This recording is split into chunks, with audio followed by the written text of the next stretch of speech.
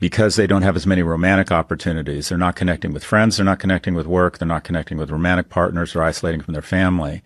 And when that happens, when those guardrails are no longer present, they don't have the ability to see, oh, I just met a Trumper at work. And you know what? He seems like a pretty cool guy. Or Or, he enrages me and I'm not going to talk to yeah, him, but I right? learned how to deal with it. And I realized Right. that, or my girlfriend, or my mother, or my father says, what the are you doing and saying? Stop that. No, that's not right. We're ready. We're prepared. Do not give in to fear. We are fearless. This is not the time to be afraid. This is a time to stand up and fight back and to resist any temptation for them to divide us. We're in this together. The rule of law is on our side. We will not give in, not give up. We will not capitulate. We will not bow. We will not bend. We will survive.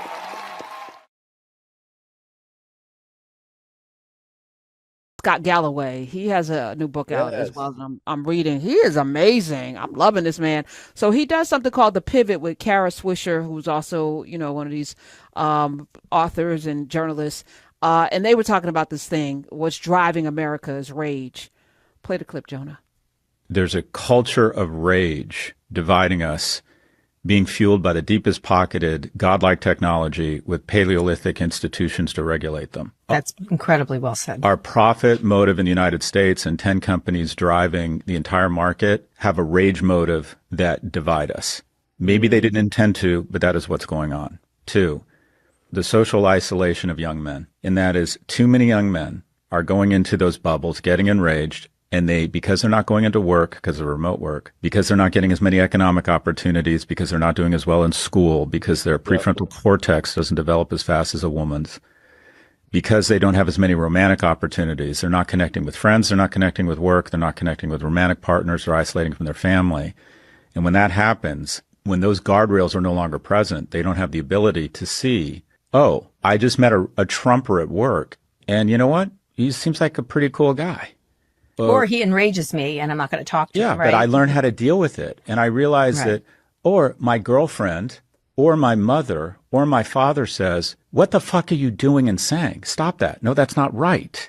Or they start asking you questions that help illuminate that what you are thinking makes no sense. We have profit connected to rage. We have the social isolation of young people who have no guardrails and start becoming increasingly prone to irrational behavior that if they were more social, they'd have greater guardrails. And then the kicker is we take an enraged public and young men and men who have no guardrails and are much more prone to irrational thoughts and behavior. And then we make weapons of war easily Available accessible. to. Yep. Yes. That you asked me why when we free the world, so we could free ourselves of everything that Scott Galloway just talked about. I mean, it's very simple to me. It's a combination of mental health, how we've been taught to define manhood, and this love affair with violence. This love affair with violence in all forms. You know what I mean? And it's been destructive to Black, white, Latinx, Asian, indigenous. It doesn't matter. You know what I'm saying? Jewish, Christian, Muslim, atheist, agnostic. This has become normalized behavior, and so this is why you see rape culture. This is why you see sexual assault. This is why you see people siding with people who have been men who've been accused of this stuff. Like, and we blame the women. We keep blaming the women. We keep blaming the women as if the dudes could do no wrong. We're like, because we've normalized that it's okay to be a very destructive male because that's what gets celebrated. You know what I mean? But it's done a disservice to this country and to this planet. And if you look at most of the problems around this country and in the world, it started at the feet of men and boys who bought into these definitions. You know what I mean? And that's what the film is about. I mean, that's why we're going to be doing the virtual screening starting Saturday, November 29th is all on my social media pages because we're like, let's keep these conversations going, Karen, because these are necessary conversations. This is why your Men's Empowerment Network is so important. What Dr. Daniel Black is doing is so important, and we need more men to step up and do it. Because a lot of guys ask me, Karen, what do we do? I'm like, you have to show up and be a part of the conversation. And it's about healing. It's about real serious healing work. You know what I mean? I I look at sisters like yourself and all the women when we win with Black women and all the things that we see happening and the bodies of work that Black women created. The women writers and thinkers that we've had out there for decades in our communities. We need a parallel energy happening with Black males. That's what we need, Yeah. and with men, Yeah. period. Well, I mean, it starts with vulnerability. It starts with being Yeah. okay with being wrong, Yep. looking foolish or stupid sometimes because it's okay. The thing that I have learned over these last 11 years and even before being on these airways every day is that you're going to make mistakes. That's right. So I'm human. We're going to That's right. lean in. We're going to correct ourselves because we're Yeah. constantly learning and growing. And in many ways, I feel like I model that. I model what it looks like to, yeah, okay. I don't know everything. The things I know, Right. though, come on, sit down and be quiet.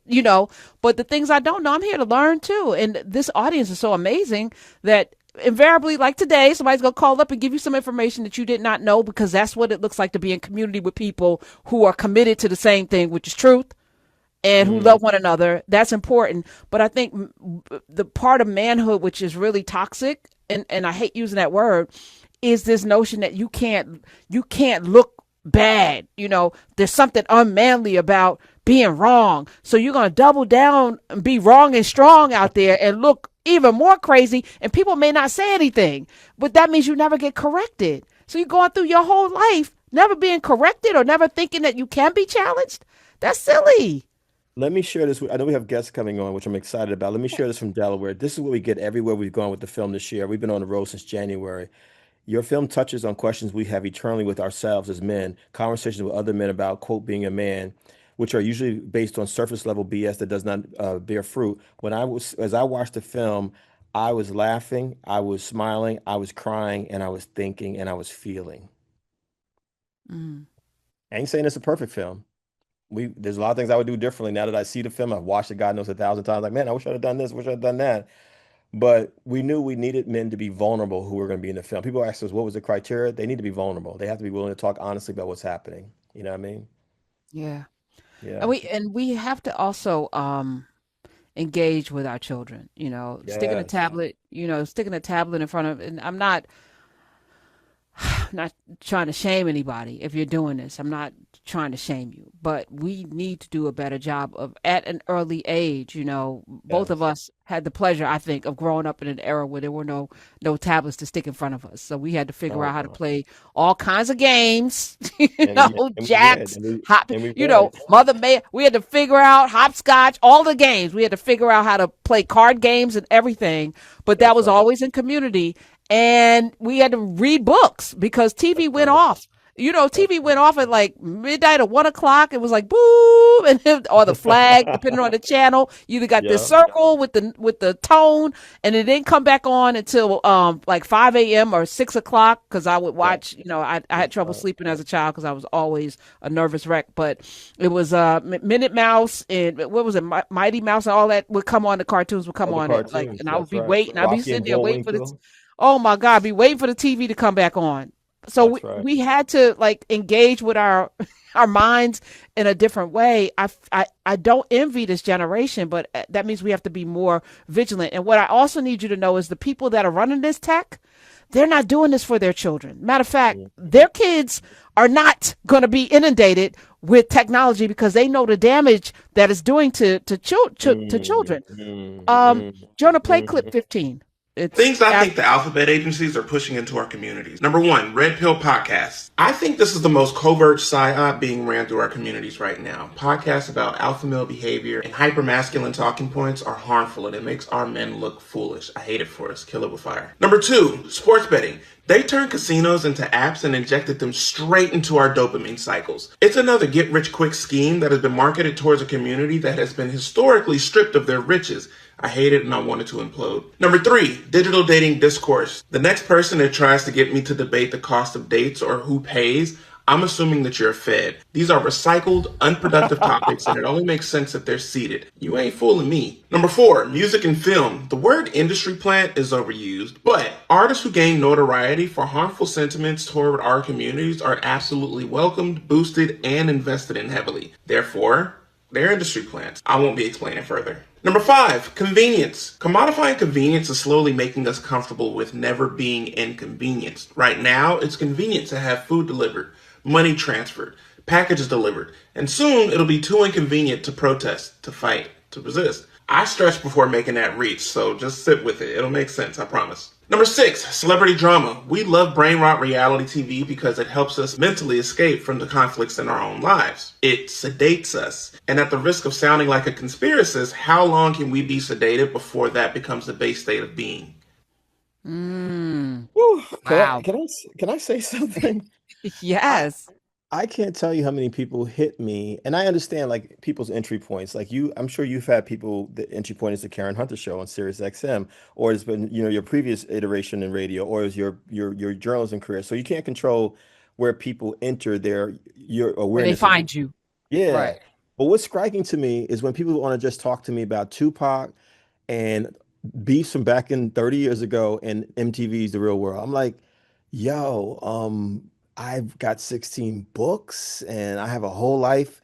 And you know what I start saying to people now? Like, yo, that's cool, but like you gotta Michael Jackson was right. Motown 25, he said the old songs were great, but here's the new songs. And like we gotta also be willing to grow, is what I'm ultimately getting at. You can't just be stuck. Like you can't be stuck in the 90s. You know what I'm saying? You can't be stuck in we have to be willing to evolve, but that Well, comes I with mean, Kev, it's tough when the journalists or the entertainment folk that have large followings yeah, don't have to stretch themselves at all, which is why we that's have these it. very banal, these very lowbrow interviews, and that's That's the right. cycle, right? That's the Yeah. cycle. So I sit here and I'm like, all right, people won't come on because they're gonna be asked questions. They kind of avoid the show, Yeah. but they're gonna Yeah. go on somebody's show that doesn't read, can't read, doesn't know anything because you're gonna be asked about hot sauce in your pocketbook, which is a reason why we should or should not vote for someone, right?